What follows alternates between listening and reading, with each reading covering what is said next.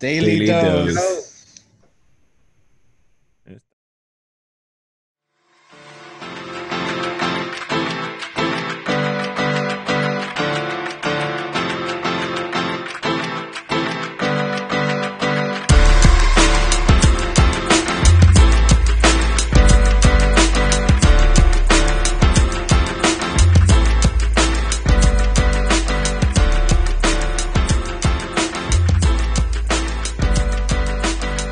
Welcome, everyone, to our daily show.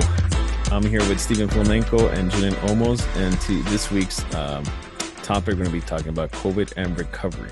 So a little bit about us and our organization. Phoenix House, we're here located in Lakeview Terrace, the Sylmar area, and we've been serving the community for many years, and we bring many services to the community, including outpatient services and substance abuse, mental health, and we do also have adult facility that provides services in that same field. So a little bit of, about my story and how I've been working with Phoenix House. I've been working for Phoenix House for about 2 years. Started as a residential counselor. I fell in love with the idea of being able to make a difference and help kids. The kids we were serving were between 12 and 17, correct? And being able to make an impact. Our shifts were 10 to 12 hours sometimes, but they always seemed like it was short. Like they didn't feel that long. They honestly felt like 3-4 hours. They were so quick, and it was because of the fact that it was a fast moving atmosphere. The kids were always designed to give them tools. We're always teaching them something and coping skills. So throughout the day, they had something going on that was designed and for their recovery and treatment plans. And now that residential phase has transitioned to prevention, and we're still in contact with clients. We're in contact now with a different audience, which is the youth and school settings. And I still like the position just because the information that we have has been able to transition over, and we could still provide the same information one-on-one and reach out and make a difference to these kids that might find themselves otherwise and these sticky situations that we're trying to pull them out and educate them in. So what about you guys, Julian? Well, I started, I think, in 2012 or like 2013. So I've been doing this roughly like 6 or 7 years. Um, but the way that I started is that honestly, like, I didn't know what I wanted to do. I had no idea. I knew that I wanted to like help people. I knew that I wanted to like maybe like try to make a difference in like people's lives and stuff like that. And then what happened was I was working like a hard labor job, and at night I would listen to the radio. I would listen to like K Rock, Mm.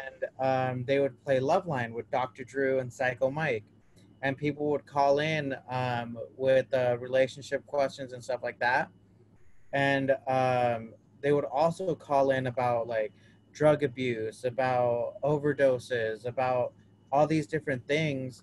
And I felt like a lot of people in my own community, like from high school, from college, from all this stuff, that they all had those same kind of questions, like what about this kind of drug, what happens if you do that, what happens if whatever. Everyone had all these questions about like Mm. drug use, drug effects, medicinal marijuana, and stuff like that. And so eventually, I think they got, I don't know if they were sponsored or something by a school that I ended up going to, but I heard a commercial that was something like, do you like talking to people? Do you want to try to make a difference in someone's life? Go to this school, become an alcohol and drug abuse counselor. You could get a job in a few months, in less than a year or something. And so I thought, that sounds perfect. Like, I'm not doing anything right now. I know that I want to generally help people. I'm generally interested in like psychology and stuff.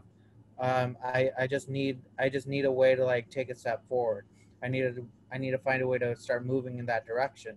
So I saw it as an opportunity to sort of like get my foot in the door, to get into like residential treatments, mental health centers, and stuff like that. Because from being being in high school to being in like a year or two of college, to starting just working a job because I didn't really like college too much. Um, from all those things, I didn't know about like mental health centers. I didn't know about recovery. I didn't know about um, like the medical system, and how you need to find a psychiatrist and a therapist, and how they're all different people. How there's counselors. How there's all these different kinds of help. And I feel like that's almost the one of the bigger things that I always try to like push on the people around me is like, hey, did you guys know about this? Did you guys know about mental health? Did you guys know about whatever? And I feel like a lot of the times, like, no one knows, you know? Even though, like, you can Google it now, even though you can whatever, I feel like the stigma sort of suppresses mental health at a point where, like, no one talks about it. No one is like openly in like therapy or goes to AA or NA. And I feel like sometimes like I understand like privacy, and I understand like people don't want to discuss those kinds of things. And sometimes I feel like it's important. It's important that, oh, people I know are in therapy, people I know are in recovery. And it's I feel like I started working here, or like working in the field, so that I could maybe spread a little bit about that, maybe get the word out there, like in Definitely. my own like small way. And we will touch base just in a little bit, just give you some resources, how you can find some of the services that we have. But go ahead, Stephen. So for me, it was completely different. I never planned on working in this field at all. I was more of like driven to be successful, driven to be financially successful. So I actually started off in retail, and then I ended Hmm. up working in the CNC industry. So I was working in a warehouse, starting off with getting to know like what parts were. I wanted to eventually venture off and become a technician for the company, but I had a surgery. I ended up losing my job. I had nothing, money. I lived in a nice place. I had two cars. I had nothing. And basically, I came to Phoenix House with nothing, and I've always had a special, um, you know, kind of attachment to Phoenix House because they gave me an opportunity to be part of the team, and now I'm here 5 years later, and where I'm at now compared to where I was before, um, I can't complain. I'm with my family. We're all healthy. We're all good. We're in a home. So definitely, life circumstances. It's kind of what took me to Phoenix House, and then everything that I experienced, just realizing that hey, there are individuals out there that suffer from mental health issues, suffer from substance abuse issues, and they are needing individuals to understand that. And they need individuals that are okay with giving them a second chance, a third chance, a fourth chance. I think one of the things we can all relate on is at some point we all mess up Hmm. and we use the word I'm sorry, I apologize, forgive me, and those individuals don't use those words in that specific way. They might do it by behavioral issues, or just going on a binge again. I messed up, I'm a mess up, and then they go back to using their substances. So definitely, being a compassionate person, I saw individuals hurting, especially youth. They are our next generation. So that's what made me love the field. It's seeing everything that Phoenix House had to offer was what made me stay.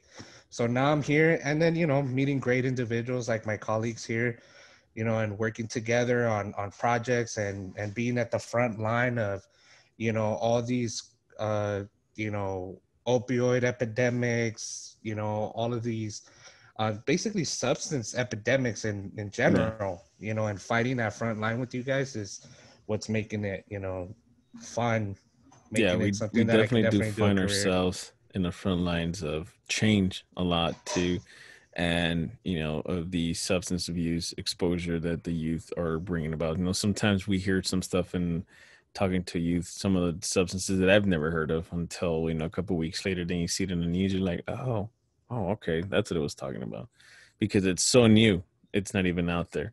Um, but let's change. So let's change gear a little bit more on COVID-19 and recovery and how that's changed. I know a lot of support groups like NAs and NAs have been transitioned to virtual platforms, and that's it's still accessible for some, but for the individuals that were accustomed to the physical interaction, that's changed a little bit. Hopefully, it's just temporary. And for those that are seeking treatment, Stephen, how we have helplines, right? We were just researching one that we wanted to share, and that's the SAMHSA hotline. But we're going to touch base on the MAT part, the medically assisted treatment for opiate addiction, and how we're just going to show you one component of one website. Most of them work the same way as this website in finding treatment, and the resources are out there. So give Right. us a quick preview, Stephen. So basically, obviously, one of the design features is always going to be, let's make it easy for individuals to find the treatment services, right? Hmm. So medication assisted treatment, this could be for individuals that are at rock bottom, um, who are having a lot of issues. Maybe like they don't have a car, maybe they're on foot, maybe they're suffering from a lot of different things, a lot of different circumstances. So California has assigned, obviously choose change California. They've designed this website to make it super user friendly, very easy. So if you're looking for mat services, you can easily go on the main page, enter a zip code. So we're gonna go ahead and enter our Phoenix House zip code, and then you And just hit enter. this is choosemat.org. Correct. Oh, okay. Yes, great. So you're gonna see here, based off of the zip code that I entered, these are all of the providers that provide mat treatment. So we're gonna go ahead and zoom in and look at our area, which is the Lakeview Terrace area. Um, Basically all right here.